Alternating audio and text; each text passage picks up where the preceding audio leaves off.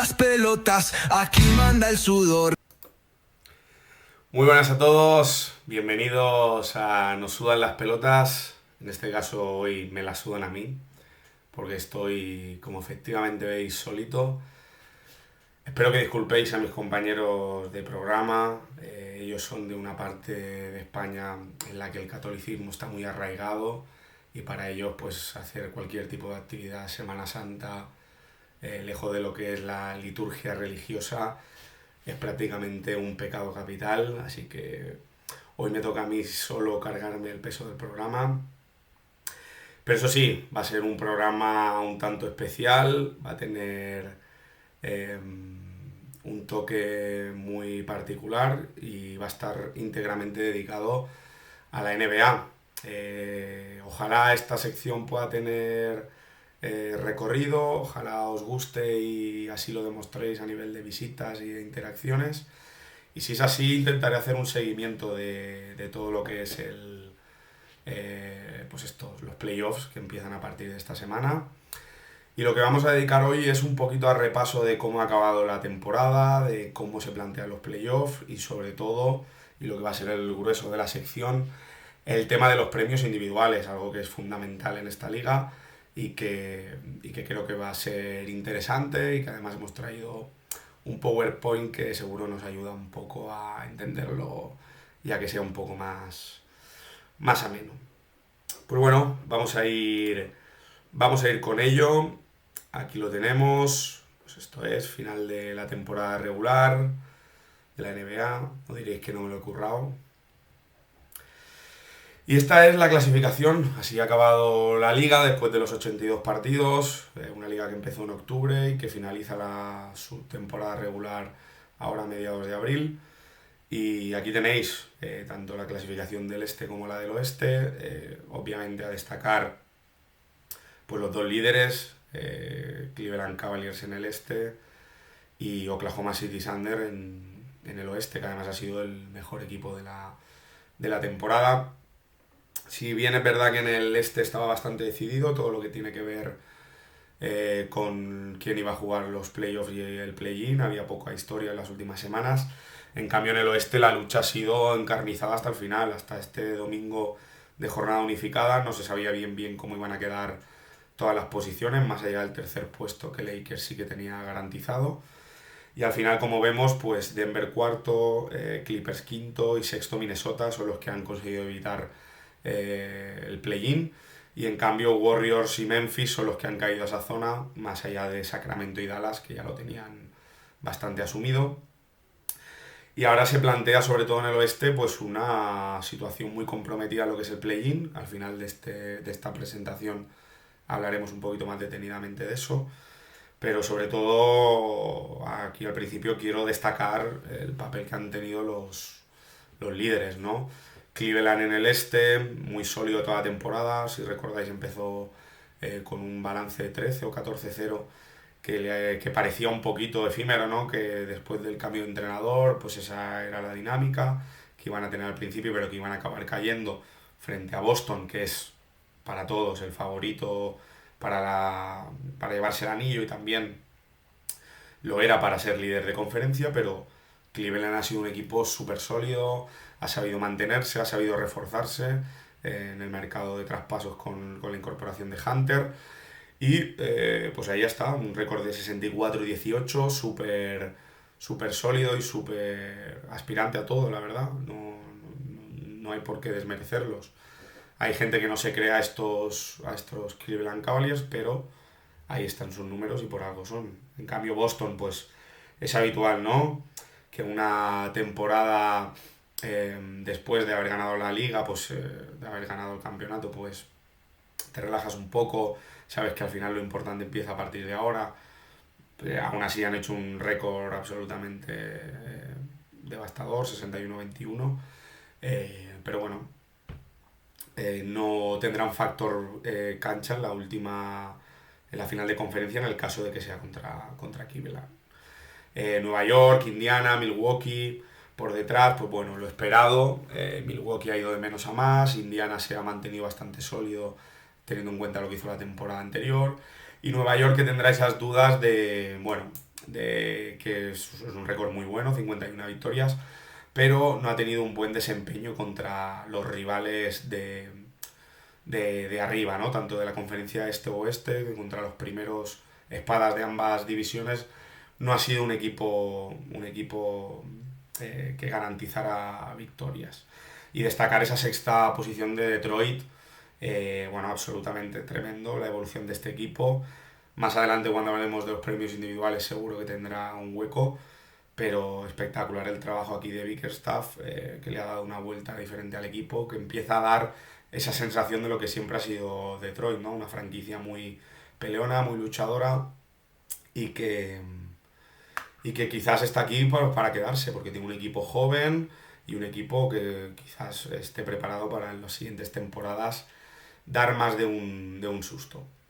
El play-in, como vemos, Orlando, Atlanta, Chicago y Miami. Bueno, creo y tengo toda la sensación de que cualquiera que salga de aquí no tiene opciones ante Cleveland o Boston. Más allá de quizá Orlando, que es un equipo incómodo y que ha tenido problemas de lesiones, pero a priori debería ser una primera ronda sencilla, tanto para Cleveland como para los Celtics. Y si vamos al oeste, pues bueno, hay que destacar sobre todo el tema de Oklahoma. 68 victorias, además varios récords a tener en cuenta. Un récord que para mí me parece tremendo, 54 victorias seguidas, récord absoluto histórico. Otro récord que me parece increíble es balance de 29-1 contra los equipos del este. Es el mejor balance jamás conseguido por una franquicia contra la división contraria. Solo han perdido un partido contra equipos del este, lo cual les sitúa en una posición muy, muy, muy favorable. Y un récord que llevaba vigente desde el año 1972, que tenían los Lakers de esos años, y que consiste en que han tenido una media de 13 puntos por encima del rival en las victorias que han conseguido, lo cual es absolutamente brutal. Y habla del arrollamiento que ha supuesto este equipo durante toda la temporada, que desde el principio nos ha parecido un equipo que iba a estar peleando por ser el mejor y tiene toda la pinta que así va a ser. Por detrás Houston, un equipo que parecía en momentos que se iba a caer, un equipo muy, muy joven, pero que tiene también algunas figuras dentro del equipo como podría ser pues de carácter muy defensivo, ¿no? Que es lo que más destaca en este equipo. Un equipo que va a ser muy defensivamente muy difícil de superar y muy incómodo, aunque para los que salen del play-in quizá, pues viniendo de eso como Warriors o Memphis de esa primera ronda, si son capaces, pues no es un mal cliente tampoco, ¿no? Teniendo en cuenta cómo está el oeste, en primera ronda Houston tampoco parece el logro a evitar. Lakers muy bien toda la temporada, pese a tener esos cambios de empezar con Davis, luego la lesión de Davis y el traspaso de Luka Doncic, esas semanas en las que el equipo angelino consiguió además mantenerse muy sólido, continuaba ganando muchas victorias consecutivas con un LeBron estratosférico. En ese impasse en el que no estaba ni Davis ni Doncic, consiguió Lakers mantenerse ahí y una tercera posición más que merecida. Al igual que Denver, que ha conseguido un poco parar el golpe del cambio de entrenador, con un Nikola Jokic estelar, y que va a dar mucho que hablar seguro en estos playoffs. Tener al mejor jugador del mundo es una garantía de competitividad. Y Clippers y Minnesota, a tener en cuenta estos dos equipos, defensivamente muy grandes, equipos muy profundos, con muchas armas también ofensivas y que no van a ser y que van a ser complicados seguro en estas siguientes rondas. Veremos a ver quién cae del play-in, pero a priori parece que Warriors y Memphis son bastante favoritos a quedarse con el 7 y el 8, ya que Sacramento y sobre todo Dallas son equipos bastante amenos. Bueno, y vamos a continuar con lo que va a costar el grueso de la sección. Estos premios individuales que son tan importantes, ¿no? y de que tanto se hablan y que son clave para los jugadores. Varias cosas a tener en cuenta. Ya desde hace un par de temporadas, un poquito buscando que las estrellas de los equipos estén las más noches posibles en la pista. Hay jugadores que no pueden entrar en estas categorías porque no han jugado un mínimo de 65 partidos. Eso, por ejemplo, deja fuera jugadores como Luka Doncic, ¿no? Que podría ser o estar en la terna de algunas de estas categorías. Y otros jugadores pues como Wemby, ¿no? Que esa desgraciada lesión seguramente le hace que el que iba a ser seguro defensor del año pues no puede optar al premio. Y empezamos con el rookie del año. Todo esto obviamente son especulaciones mías, es mi opinión, es totalmente subjetivo. Sí que veréis que hay datos que aporto que quizás os puedan ayudar a entender el porqué de mi decisión. Pero obviamente cada uno puede tener la suya y os animo a que el que considere que hay alguna otra opción a tener en cuenta, pues bienvenido sea, ¿no? En este caso, rookie del año para mí es Stephon Castle, el guard de los San Antonio Spurs. 81 partidos, solo se ha perdido un partido esta temporada, 26 minutos por partido, 14 puntos, 4 asistencias, 47% en tiro de campo y tirando del carro sin Wemby. Para mí Stephon Castle, hay que primero destacar que es una jornada de rookies bastante floja en cuanto a lo que estamos habituados, o si la comparamos con, por ejemplo, la temporada anterior, que teníamos a Wemby o Holmgren. Pues este año, bueno, no tenemos ese perfil de superestrellas y jugadores que seguro van a hacer una carrera larga en la liga, pero nos falta un poco pues esas estrellas, ¿no? Que sean las que te hagan poner cada madrugada o por la mañana cuando te levantas pues sus highlights o sus partidos. Pues no es el caso, ¿no? En este caso me quedo con Castle porque es un jugador que ha pasado por varias etapas de la temporada. Empieza estando en un equipo que quiere ganar, que eso no es habitual o no es lo más beneficioso habitualmente para los rookies que quieren destacar, porque empieza no siendo titular.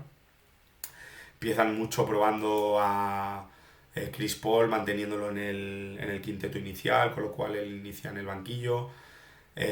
Luego empieza a ser titular, pero también fichan a de Aaron Fox, lo cual le relega también a la posición de, pues eso, más de sexto hombre. Pero la definitiva lesión de Wemby y bueno, la ausencia ya prolongada de Fox, que al final se ha decidido operar, pues han hecho que al final fuera titular, tuvieran pues eso, 26 minutos por partido y ha podido sacar a relucir pues todo ese talento y la capacidad anotadora que tiene este jugador, y que por cómo lo vemos y por cómo se desarrolla, creo que va a ser un jugador que va a dar mucho que hablar dentro de esta terna de jóvenes que tienen los Spurs. Otros candidatos, ¿no?, que podrían haber estado optando a este puesto, pues Dalton Nett, jugador de los Lakers que ha hecho una buena temporada, pero obviamente el estar en un equipo aspirante pues le perjudica porque no puede tener tantos minutos. Aún así, estoy seguro que si estuviera en un perfil de equipo estilo Hornets o Oklahoma, Utah, pues podría haber sido un jugador que perfectamente hubiera promediado 20 puntos por partido. Es un anotador compulsivo. Risacher, buen desempeño también en Atlanta. Y Wells en Memphis, el rookie que ha hecho una buena temporada. Y me gusta destacar estos jugadores que han estado en perfiles de equipo competitivos y con aspiraciones altas, que también han tenido un papel importante en la temporada. Entrenador del año. Pues para mí, como veis aquí, Kenny Atkinson, de los Cleveland Cavaliers, líder del este, 64 victorias. Además, mucho mérito superar a Boston con el nivel que tienen. Y también muy importante y muy destacable que es su primera temporada. Cleveland hizo una apuesta arriesgada con él porque a priori parecía que Bickerstaff había hecho una buena temporada, había llevado el equipo a semifinales de conferencia, lo había hecho competir bien, pero detectaron que si querían ir a más, pues quizá la pieza a mover era la del banquillo y, oye, les ha salido perfecto de momento. Además, un juego muy dinámico, ha sabido muy bien cómo alternar la plantilla, cómo ese juego con los dos grandes, con Evan Mobley y con Jarrett Allen, le ha salido mucho mejor que a otros entrenadores que también tienen esa disyuntiva de tener dos jugadores grandes. Y pues para mí, sin duda, el entrenador de Cleveland es el entrenador del año. Ahora ha habido otros candidatos que han pujado fuerte. Para mí, JJ Redick, ya os avanzo que soy de los Lakers, como veréis aquí eh, por la camiseta que tengo ahí colgada. JJ Redick ha hecho un papel clave. Tenía a los Lakers compitiendo con Davis, los hizo también competir cuando no estaba Davis, ha hecho bien el ensamblaje con los fichajes que vinieron como eh, eh, con Luka Doncic, cómo ha sabido recuperar a Gabe Vincent. Para mí tiene al mismo al equipo ahora mismo muy competitivo, Dorian Finney-Smith o Vanderbilt, con defensores que se están sabiendo adaptar muy bien. Se está adaptando el equipo a no tener un center de garantías, más allá de Jackson Hayes, que no es un jugador de nivel élite. Y ahí está Lakers, tercero de conferencia y con aspiraciones altas. Otros casos, pues obviamente Bickerstaff, que sale despedido de Cleveland y que pasa a Detroit, un equipo a priori en los últimos años acostumbrado a ser de los peores equipos de la liga, prácticamente no habían tenido movimientos del mercado y pasan de ser uno de los peores equipos de la liga a estar clasificados directamente para playoffs con un buen récord y con muy buenas sensaciones y siendo capaz de recuperar y dar la mejor versión de jugadores como Kate Cunningham, recuperando para la liga a jugadores como Malik Beasley y haciendo un trabajo fenomenal y sobreponiéndose un poco a eso, ¿no? Al haber sido despedido de una franquicia en la que había iniciado un proyecto ambicioso y ha sabido reinventarse y también dar con la tecla en Detroit. Y obviamente Daigneault, el entrenador del mejor equipo de la liga de Oklahoma, tenía que estar también en la conversación del mejor entrenador del año. Volvemos a los jugadores. Mejor sexto hombre, para mí, Peyton Pritchard de Boston, un jugador que siempre transmite esa energía muy, muy eléctrico, muy de lo que tú le pides a un sexto hombre, ¿no? De que salga, desde revolucione el partido, que sea anotador, como lo es él, pese a ser un sexto hombre, 28 minutos por partido, 14 puntos de media, 40% en triple, muy sólido, un más menos de 430 positivo. Y es el jugador de un equipo que tiene un quinteto inicial mega top. Tener este perfil en el banquillo que sale y que además es un quebradero de cabeza más y que es muy diferente al perfil de jugadores que tiene en el roster principal, pues le da mucho a Boston, ¿no? Otros a tener en cuenta, pues Beasley en Detroit, que ha quedado segundo en máximos triplistas de la temporada, solo superado y además por un triple por el escolta de Minnesota. Malik Monk de Sacramento y Naz Reid, el anterior mejor sexto hombre de la temporada de Minnesota, también pues, son jugadores a tener en cuenta en esta situación. Jugador más mejorado. Este es pues una categoría siempre un poquito polémica porque es difícil evaluar qué es, ¿no? Ese salto, si tiene que ser o si se le debe dar a un jugador importante o del nivel, por ejemplo, como el que digo yo de Kate Cunningham, o si hay que buscar perfiles más, pues más modestos, ¿no? Como los que están en la terna, como veis ahí abajo. Yo me quedo con Cunningham, un poquito también por premiar este avance de Detroit. Según he podido ver en los datos, es el salto de un año a otro de victoria más grande, sin que haya habido de por medio ningún fichaje ni ninguna recuperación de una lesión o una cosa similar, ¿no? Pues obviamente, pues yo qué sé, Miami antes de recibir a LeBron, pues no tenía el récord que tuvo el año después, o Lakers con los fichajes también de Davis, ¿no? Detroit, que no ha recibido esos fichajes, más allá del cambio en los banquillos, ha sido capaz de dar un cambio espectacular. Y obviamente viene dado por un cambio de nivel de este jugador, este número 1 del draft, del que se esperaba mucho y que está empezando a pues eso, a prometer lo que, o sea, a darnos lo que prometía, ¿no? 26 puntos por partido, 9 asistencias, muy bien defensivamente, muy físico, primera vez All-Star y yo creo que Cunningham merecía estar aquí. Y vamos a ver Detroit, porque va a ser un equipo que tiene espacio salarial para hacer mejoras y seguro va a aspirar a alguno de los jugadores que se van a mover. Ahí hay que estar muy atentos a Phoenix, que seguro que entre Durant y quizás también algún jugador más de la plantilla pueda ser fácilmente promovido para un traspaso, y Detroit seguro va a ser candidato a recibir alguna de estas estrellas. Otros candidatos a jugar más mejorado, pues Dyson Daniels de Atlanta, además un gran defensor, Dick de Toronto, Zubac, que está siendo uno de los mejores centers de la temporada, de los Clippers, pues también merecían una mención, ¿no?, en esta categoría. Defensor del año. Este premio a mitad de temporada parecía que iba a estar pues muy, muy claramente otorgado al pívot de San Antonio Spurs, Víctor Wembanyama, pero la lesión le priva de poder estar en la terna. Y yo me quedo con Evan Mobley, de Cleveland Cavaliers, un poquito también por premiar esa temporada del equipo. Si bien es verdad que no tiene unos números a nivel de tapones, de robos, espectacular, pero es un jugador muy versátil, que es capaz de defender pequeños, exteriores, protección de aro, más de un tapón por partido.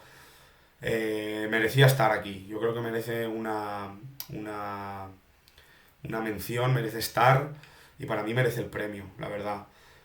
He dudado mucho, sobre todo con Jared Jackson Jr., como veis abajo de Memphis, incluso Dyson Daniels, porque promedia 3 robos por partido, lo cual me parece un dato a tener en cuenta. Amin Thompson de Houston, incluso su hermano, también he estado muy tentado de ponerlo en esta categoría, que yo creo que es la que más puede variar con la que finalmente sea. Aquí sí que agradecería que si queréis dejarnos pues, un comentario de vídeo de YouTube, un comentario en Instagram de quién ha sido para vosotros, pues me parecería interesante. Yo quiero también destacar a Dorian Finney-Smith. La verdad no tengo el dato de si cumple con la regla de los 65 partidos, pero me parece un defensor élite y que a los Lakers les ha dado un punto importantísimo en defensa, tanto exterior como interior, y que es algo a tener en cuenta. Y vamos ahora con es un mix entre la pelea para el MVP y lo que sería el quinteto ideal, ¿vale? ¿Por qué lo digo? Desde hace un par de años cambiaron la dinámica de la elección del quinteto ideal, ¿no?, de los All-NBA Teams, y en este caso yo solo haré el primero, el primer quinteto de la temporada, y ya no se hace por posiciones, ¿vale? Antes pues tenías que poner 2 guards, 2 forwards y un center. Ahora ya han quitado esa regla y son los 5 mejores jugadores de la temporada. Bueno, no sé si lo veis del todo lógico. Yo creo que algún año va a pasar que nos vamos a encontrar con 5 interiores en la posición o 5 bases. Pero bueno, creo que como me ha quedado a mí tampoco es tan locura y es viable para un equipo. O sea que si hubiera sido por posiciones realmente me hubiera quedado muy similar. Yo en la lucha por el MVP, en quinto lugar, me quedo con Giannis Antetokounmpo, el griego,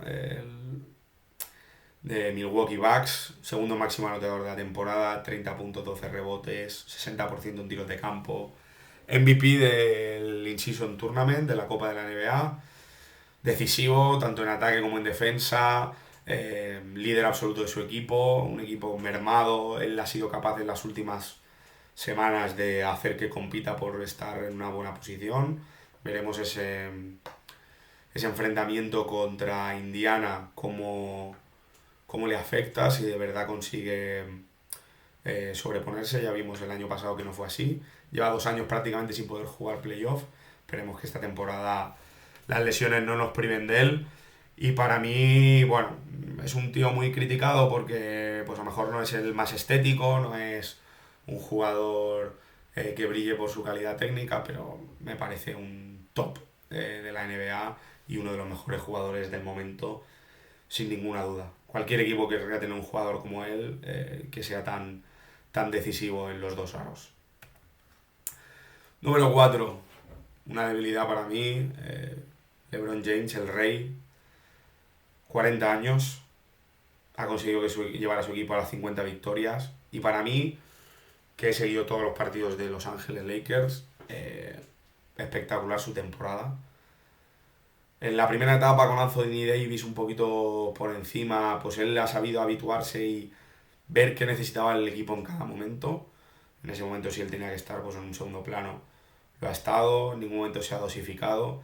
Y en el momento que más lo necesitaba el equipo, cuando Davis se lesiona previo al All-Star, sacó su mejor versión. De hecho, en ese periodo enlaza 4 triples dobles consecutivos. Para un jugador de 40 años es algo impresionante. Nunca habíamos visto un jugador tan veterano a este nivel. La etapa que no está Davis por la lesión y después por el traspaso, sus números son increíbles y su nivel defensivo es de lo mejor de su carrera. O sea, no le ves un bajón en nada. Ahora comentaremos un dato que es curioso, pero cada noche sigue estando a un nivel altísimo. Las primeras semanas cuando Doncic tiene que habituarse, él sigue a un nivel alto. Cuando Doncic ya ha llegado a su pico, pues él puede volver a unos números un poquito más mortales, digamos. Sabe dosificarse, tuvo una lesión que yo creo que sin esa lesión hubiera estado peleando el top 3 para el MVP, sinceramente. Y ahí están sus números: 24 puntos, 8 rebotes, 8 asistencias, 51% en tiro de campo, muy fiable en el triple, su mejor temporada a nivel de anotación desde la línea de 3. Y es la primera vez en 20 años que baja de los 25 puntos por partido, lo cual es una absoluta barbaridad. Ahora que está Lucas, se adapta, le cede más el balón sin problemas, no tiene un ego desmedido que lo podría ser para la estrella que es. Es un compañero de más de 10 y para mí el auténtico GOAT. Número 3. Jason Tatum, de Boston Celtics. 27 puntos, 9 rebotes, 6 asistencias. Muy bien en lo defensivo. Ha dado un paso adelante, obviamente. Ha sido más sólido todas las noches, que es algo que se le pedía. Él nunca ha fallado, ¿eh? Los días clave, partidos importantes y demás, él siempre ha estado. Pero bueno, se le achacaba que no era del todo regular. Esta temporada lo ha sido. Venía de un palo importante que había que ver cómo se recuperaba. Aparte de estos años no estar en la terna del MVP para un jugador de su nivel, seguramente eso en el orgullo le toca.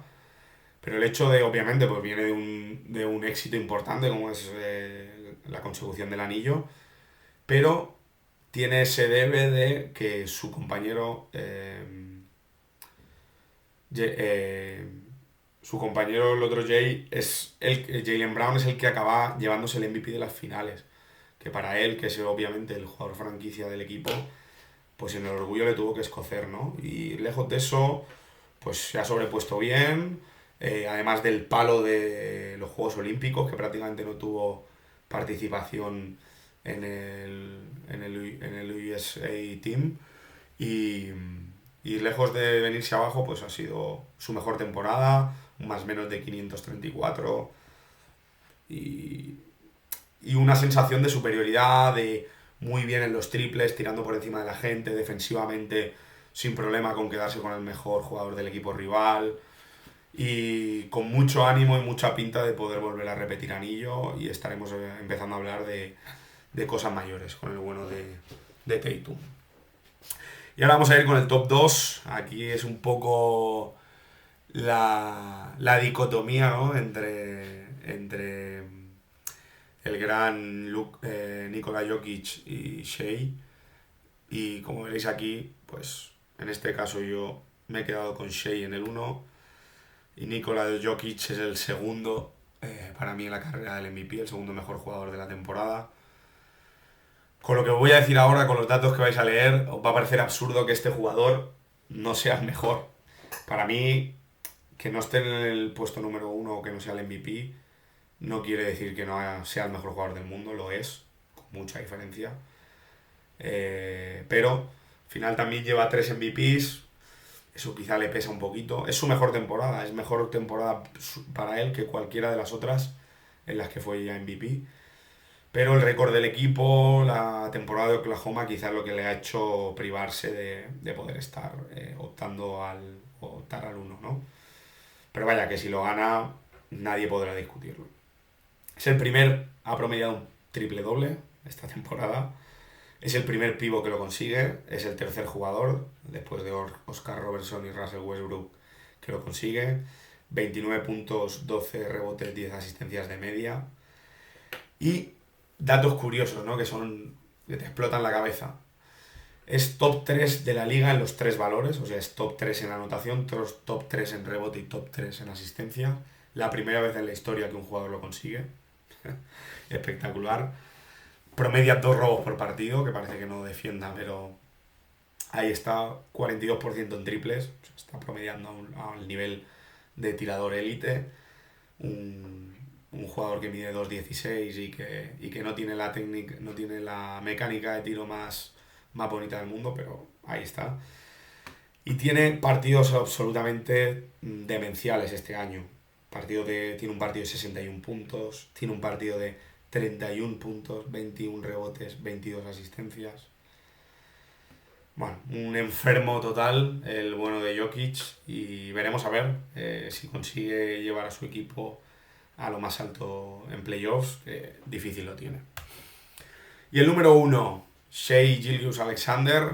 Ya os avanzo que para mí pues no es mi jugador favorito de la liga. Hay cosas de él que no me acaban de gustar, como esa facilidad que tiene para sacar faltas y que desquicia bastante a los rivales.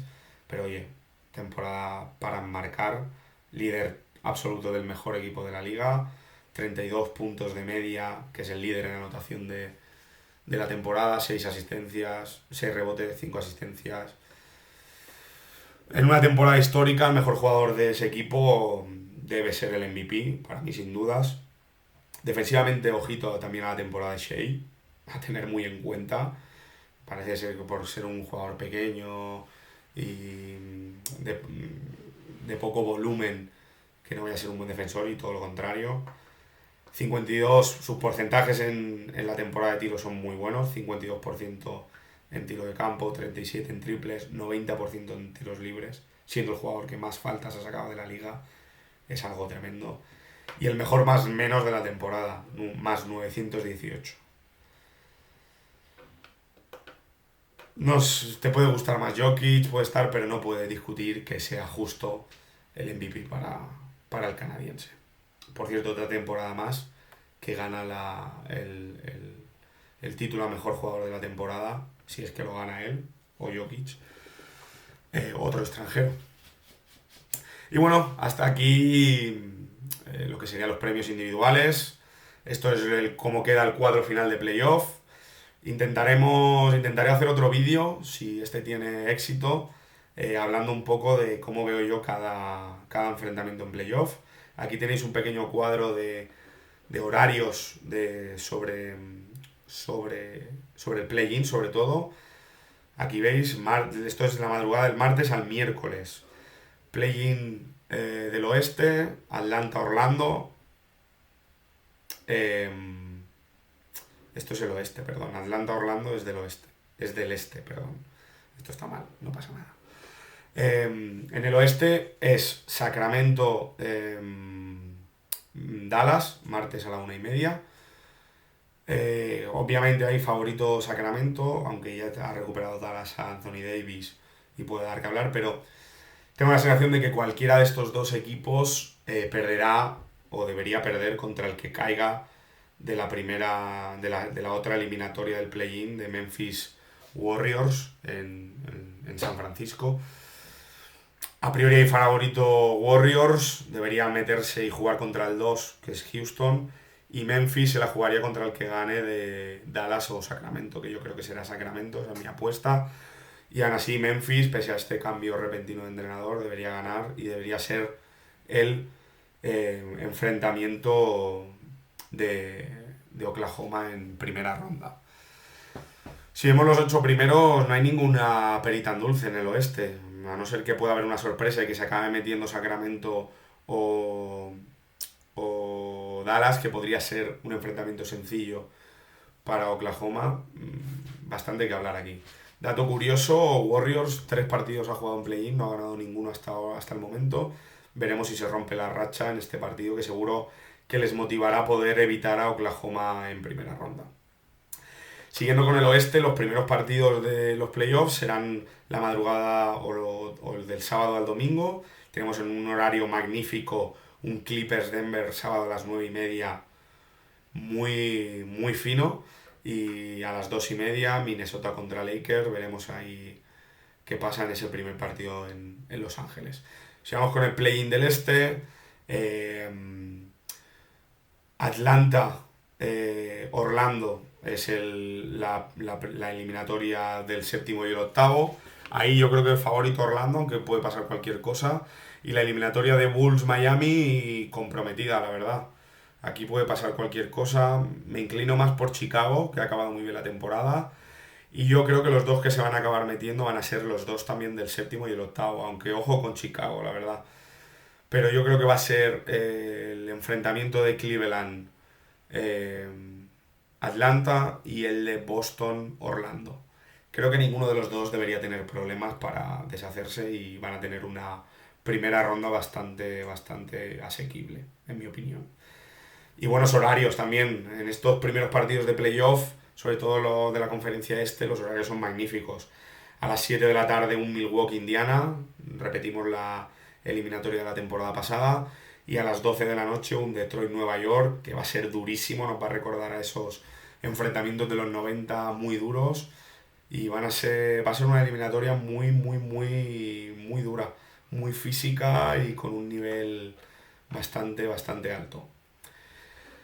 Y esto es todo. Espero que os haya gustado esta sección, repasando lo que ha sido el final de la temporada, los premios individuales, un poquito de previa de play-in y play-off. Deseando ver cómo se desarrollan estos partidos, qué tal las estrellas, a qué nivel están y cómo se decide todo. Darle mucho amor a este vídeo, por favor, que me lo he currado yo solito, que he tenido mucho trabajo para hacer esta presentación y que espero que tenga una buena acogida, y si es así, me lanzaré a hacer más sobre cómo vaya desarrollándose los playoffs. Vale, pues muchas gracias, saludos a todos y nos vemos en siguientes vídeos. Adiós. No sudan las pelotas, aquí manda el sudor.